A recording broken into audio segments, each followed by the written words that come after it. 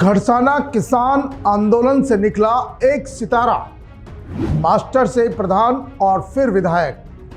वर्ष 2008 में अनूपगढ़ से रहे विधायक। आंदोलन के दौरान कई बार गए जेल।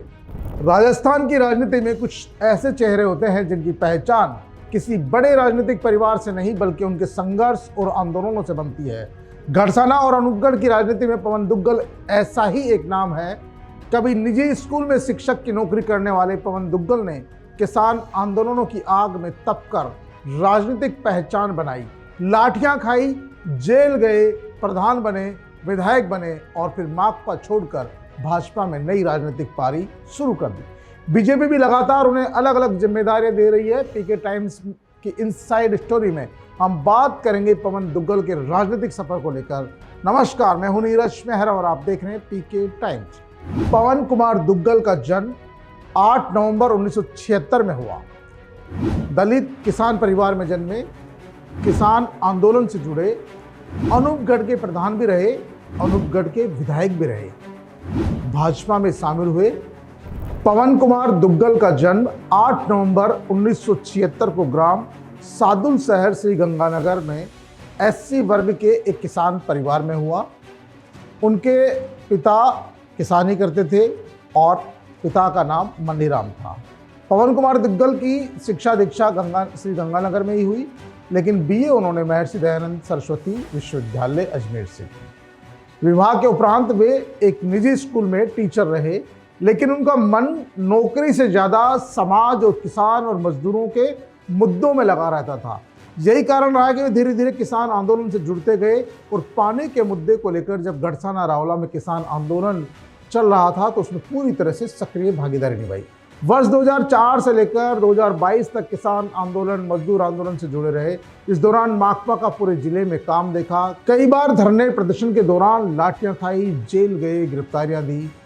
घड़साना रावला किसान आंदोलन के दौरान एक बार उनके पीछे पुलिस लग गई तो वे फरारी काटने के लिए उन्होंने लंबी दाढ़ी बढ़ा ली, सर पे पाग रख ली और कई दिनों तक वो सरदार बन के घूमते रहे। बाद में पुलिस ने उन्हें गिरफ्तार किया। घड़साना का जो किसान आंदोलन था उसने एक तरह से पवन दुग्गल को एक नई पहचान दी। खास तौर पर उस दौर में जब किसान आंदोलन के दौरान पुलिस फायरिंग में किसानों की मौत हुई और पूरा इलाका आंदोलन की आग में झुलस उठा, उस आंदोलन में पवन दुग्गल अग्रिम पंक्ति में नजर आते थे। धरने प्रदर्शन, गिरफ्तारी, लाठीचार्ज और जेल यात्राओं ने उन्हें एक मजबूत किसान नेता के तौर पर स्थापित कर दिया। धीरे धीरे उनकी पहचान एक आक्रामक, संघर्षशील नेता के रूप में बनने लगी। घड़साना आंदोलन के दौरान जब चंदूराम सहारण की मौत के बाद आंदोलन उग्र हुआ, पुलिस की लाठियों से किसान चंदूराम की मौत हुई। लोग और खास तौर पर किसान चंदूराम सहारण के सबके साथ करीब 6 दिन तक धरने पर बैठे रहे। उस समय पवन दुग्गल के ओजस्वी भाषणों और किसानों में जोश भरने का जो काम दुग्गल ने किया उसने उन्हें और पहचान दी और पंचायत चुनाव में जब माकपा ने उन्हें वहाँ का प्रधान बनाया, यहीं से इनका राजनीतिक सफर शुरू हुआ जो आज तक जारी है एक संघर्षशील नेता के तौर पर। 2008 में बने पहली बार विधायक, 2013 तक रहे विधायक, 2013 में चुनाव हारे, 2022 में थामा बीजेपी का दामन। किसान आंदोलनों से निकले पवन दुग्गल मार्क्सवादी कम्युनिस्ट पार्टी यानी माकपा से जुड़े। संगठन में उनकी सक्रियता और जनाधार को देखते हुए पार्टी ने उन्हें स्थानीय राजनीति में आगे बढ़ाने का काम किया। वे पंचायत समिति सदस्य चुने गए और बाद में घड़साना पंचायत समिति के प्रधान भी बने। गांव-गांव और किसानों, मजदूरों के मुद्दे उठाने वाले नेता के रूप में उनकी पहचान आज भी सबसे ज़्यादा मजबूत है। साल 2008 का विधानसभा चुनाव पवन दुग्गल के राजनीतिक जीवन का सबसे बड़ा राजनीतिक मोड़ साबित हुआ।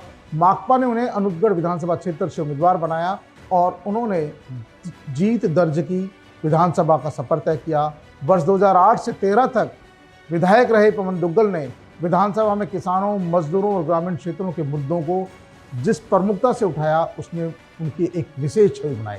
एक साधारण परिवार से जो युवक कभी निजी स्कूल में मास्टर रहा हो और विधायक बनकर जिसने एक अपने आप में बड़ा अनूठा काम किया हो, क्योंकि किसान नेता के तौर पर जो उनकी पहचान बनी थी जब विधानसभा चुनाव में खड़े हुए तो उनको लगभग एक तरफा वोट मिले थे और वो भाजपा और कांग्रेस दोनों के उम्मीदवारों को हराकर विधानसभा पहुंचे थे। तो सदन से लेकर सरकार को सड़क तक घेरने के काम में पवन दुग्गल ने अपनी बहुत महत्वपूर्ण भूमिका निभाई। पवन की दहाड़ से विधानसभा का सदन भी गूंजता था, ये सबका आंखों देखा हाल है। पार्टी नेताओं से अनबन के चलते पार्टी छोड़ी, जिस पार्टी को जीवन भर दी गाली उसी के सदस्य बने। 22 जुलाई 2023 में बीजेपी का दामन थामा। बीजेपी ने दी पवन दुग्गल को कई जिम्मेदारियां। पवन दुग्गल के जीवन में राजनीति में उतार चढ़ाव भी कम नहीं आए। विधायक कार्यकाल समाप्त होने के बाद बदलते राजनीतिक समीकरणों के बीच पवन दुग्गल का राजनीतिक सफर नए मोड़ पर पहुंचा, जब 22 जुलाई 2023 को उन्होंने माकपा छोड़कर भारतीय जनता पार्टी की सदस्यता ग्रहण कर ली। जयपुर स्थित भाजपा प्रदेश कार्यालय में पार्टी के वरिष्ठ नेताओं की मौजूदगी में उन्होंने भाजपा का दामन थामा। दुग्गल ने उस समय कहा था कि प्रधानमंत्री नरेंद्र मोदी की नीतियों और विकास कार्यों से प्रभावित होकर उन्होंने भाजपा में शामिल होने का निर्णय लिया है। भाजपा में शामिल होने के बाद भी पवन दुग्गल लगातार संगठनात्मक गतिविधियों में सक्रिय रहे।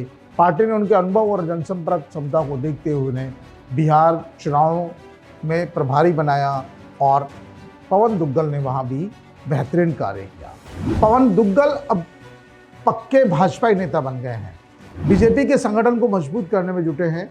लाल सलाम के स्थान पर अब भगवादारी संघर्षपूर्ण रहा पवन दुग्गल का सफर। पवन दुग्गल की राजनीतिक पहचान सिर्फ चुनाव तक सीमित नहीं रही, जन संघर्षों और सामाजिक मुद्दों पर भी वे लगातार सक्रिय दिखाई देते रहे हैं। श्रीगंगानगर में पूर्व सैनिक गिरवर सिंह शेखावत के आंदोलन को समर्थन देने से लेकर विभिन्न जनहित के मुद्दों पर आवाज उठाने तक उनकी सक्रियता लगातार बनी हुई है। कैसे गरीब किसान परिवार से उठकर एक निजी स्कूल के शिक्षक के रूप में पहचान बनाई, फिर किसान नेता बने, फिर प्रधान बने, विधायक बने और भाजपा के सक्रिय नेता। पवन दुग्गल की कहानी बताती है कि संघर्ष और जन सरोकारों की राजनीति आज भी नेताओं को जमीन से जोड़कर रखती है। अब सबकी नज़र इस बात पर है कि पवन दुग्गल को बीजेपी कब कोई दमदार जिम्मेदारी देती है और वे इसमें कितना सफल रहते हैं। पीके टाइम्स की इनसाइड स्टोरी में आज के लिए इतना ही। फिर हाजिर होंगे किसी अन्य नेता की कही अनकही कहानी के साथ। तब तक के लिए नमस्कार।